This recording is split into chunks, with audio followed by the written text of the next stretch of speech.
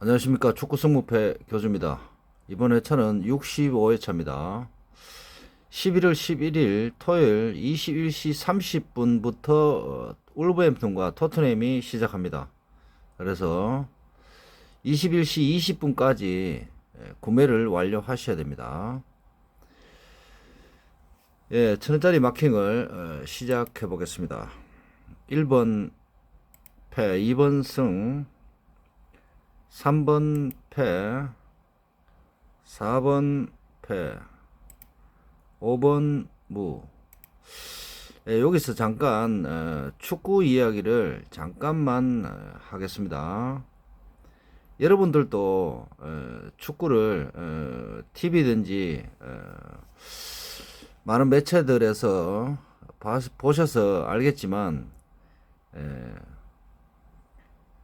뭐 강팀들이 지고 이기고를 반복합니다. 그것은 벤치 멤버를 활용했기 때문에 그런 것도 있지만 벤치 멤버를 활용한다 하더라도 더 좋은 경기 결과가 나올 수도 있습니다. 왜냐하면 저 때도 여러분들도 보셨겠지만 손흥민 선수가 후반전에 나와서 헤트트릭을 할 정도로 그런 경기도 있습니다. 그렇지만 보통 보면 경기 시작하기 전에 선수들이 경기에 임하는 자세가 중요하죠. 강팀이든 약팀이든 이번에는 꼭 홈에서 강팀이든 약팀이든 1승을 해보겠다 이런 생각을 가지고 열심히 뛰면 한 발 더 뛰면 레벨이 조금 높은 상대 팀이라 할지라도 한 발 더 뛰는 축구를 하면 상대보다 한 발 더 뛰면 그것이 곧 실력입니다. 그렇기 때문에 기본적인 프리미어리그나 프리메라리그에서 소속된 선수들이라면 조금만 더 긴장감을 가지고 열심히 뛴다면 충분히 좋은 경기 결과를 얻어낼 수 있습니다. 그런데 개인 훈련을 소홀히 한다든지 팀 훈련을 소홀히 한다든지 또 뭐 그런 것도 있죠. 감독 성향상 뭐 수비적인 전술을 쓴다든지 공격적인 전술을 쓰는데 수비가 약한 팀들은 공격 전술을 그렇게 막무가내로 써가지고는 될 일이 아니죠. 공격이 있어야 상대 팀들이 그 공격을 무서워해서 상대 팀도 수비에 치중을 하는 경기를 하기 때문에 수비만 잘한다고 해서 되는 일은 아닙니다. 물론 뭐 레알 마드리드나 바르셀로나가 옛날에 뭐 그런 팀들이 있었죠. 뭐 데포르티브라든지 이런 팀들을 만났을 때 슈팅을 무수히 하고도 무승부가 난 적은 있습니다. 그렇지만 그거는 극히 일부분에 속하는 부분이고, 그래서 가능하시면 뭐 한 경기 분석을 하실 때 전력 분석이라든지 이번 경기에 누가 대충 나올 것이다, 얼마나 어떤 팀이 이번 경기에 대한 임하는 자세가 어떨 것이다, 그런 부분들을 조금은 뭐 100%는 아니더라도 조금은 분석에 넣으셔서 마킹을 하셔야 된다. 그 부분을 좀 강조드리고 싶습니다. 그래서 무조건 최근 성적이 좋다 해서 전승을 할 수는 없습니다. 그렇기 때문에 그런 부분들을 조금 분석에 조금 넣으셔서 마킹을 하셨으면 좋겠다는 말씀을 좀 드리고 싶고, 그리고 일전에 제가 그런 말씀을 좀 드렸죠. 한 팀이 가지고 있는 선수가 정해져 있습니다. 그런데 그 팀 자원들을 감독이 유유적절하게 사용을 해서 전술을 짜겠죠.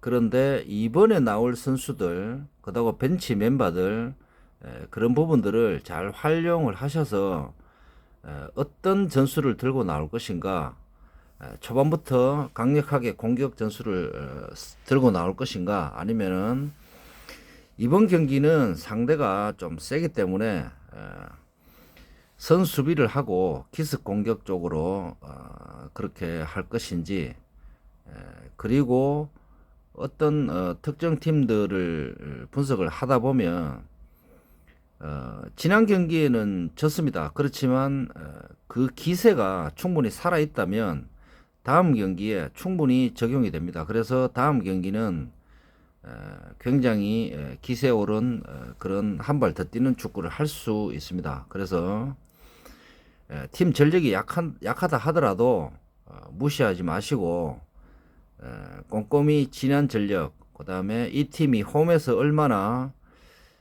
강팀인가를 확인을 하셔야 되고, 또 약팀이라 할지라도 상대팀이 강하면 또 그런 강한 정신력으로 무장을 해서 경기에 임하겠죠. 여기 보시면 지금 첼시와 맨시 경기가 있습니다. 그런데 이런 부분들은 첼시가 홈입니다. 지난 경기는 첼시가 원정이었습니다. 그런데 최근 성적에 첼시를 반영을 좀 하셔야 되고, 그 다음에 첼시와 맨시입니다. 그렇다면 맨시 최근 전력도 중요하지만 맨시 최근 전력이 안 좋다 하더라도, 예를 들자면 그렇다 하더라도 상대가 첼시고 상대가 첼시라는 글자가 문제가 아니고 강팀으로 분류되는 팀이기 때문에, 그래서 맨시 지금 이 경기에 대한 집중도가 조금 있을 것입니다. 그래서 그런 부분들을 좀 분석에 넣으셔야 된다, 그런 말씀을 좀 드리고 싶습니다. 예, 그 다음에 대진표별로 조금 살펴보자면 토트넘은 제가 볼 땐 충분히 이번 경기 가능할 수 있습니다. 물론 뭐 주전급 멤버들이 조금 지난 경기에서 희생을 당했습니다. 그렇지만 충분히 울버햄튼이 홈이지만 선수비가 토트넘도 강력한 편이기 때문에 충분히 저득점차 승리가 예상이 됩니다. 그리고 지로나 같은 경우는 지난 경기 오사수나를 이겼죠. 그렇지만 제가 경기 내용상으로는 기세는 좋습니다. 그렇지만 선취점을 허용했기 때문에, 그래서 이번에는 라이오 쪽으로 선택을 했습니다. 그리고 전체적으로 보시면 일일이 다 1번부터 설명을 하니까 너무 길어져서 제가 복식을 몇 군데만 짚어드릴게요. 2번 같은 경우는 무승부나 패가 필요합니다. 그래서 2번은 좀 조심해야 될 것 같고, 그 다음에 5번. 5번은 무승부를 선택했지만 의외로 홈팀 승리가 가능할 수 있습니다. 뉴캐슬 지금 현재 멤버가 그다지 좋은 멤버가 아닙니다. 그래서 스쿼드가 그렇게 좋지 못하기 때문에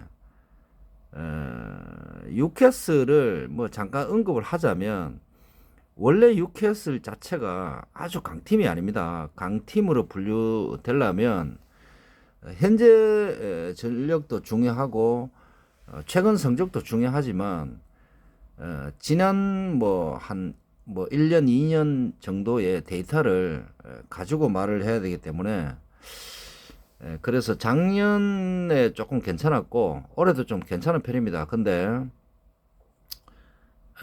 그래서 그렇다 하더라도 강팀으로 분류되는 팀은 아닙니다. 현재는 뭐 상위권에 있지만 본모서도 충분히 이를 악물고 충분히 열심히 뛴다면 지금 현재 뉴캐슬을 저득점차 승리 가능성이 홈팀 쪽에 있지 않겠는가, 그렇게 저는 생각합니다. 그 다음에 10번 풀럼인데요.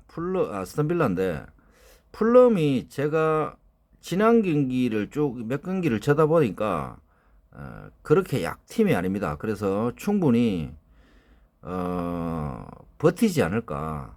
그리고 에스턴 빌라의 최근 성적을 빗대 봤을 때 충분히 조금만 전반전만 버텨준다면 충분히 저득점차 승리가 가능한데 여기도 무승부가 조금은 필요하고, 그 다음에 14번 같은 경우는 제가 베티스가 충분히 이길 것 같은데 조금 세비야가 의심스럽습니다. 그래서 세비야 승리는 조금 힘들 것 같고, 그래서 무승부까지는 생각을 좀 하셔야 되겠다.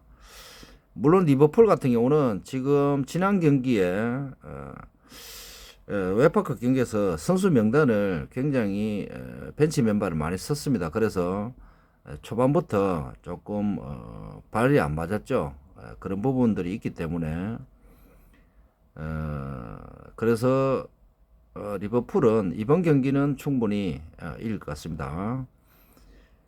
지금 여기 보시면 여러분들에게 조금 말씀드리고 싶은 게 라스팔마스하고 에버튼 경기인데, 요 두 경기는 일반 분들과 조금은 제가 틀리게 마킹했습니다. 요 부분은 제가 분석을 해보니까 충분히 저득점차 원정팀 승리가 가능합니다. 그래서 이런 마킹을 했습니다. 자, 이상 11분이 벌써 흘렀습니다.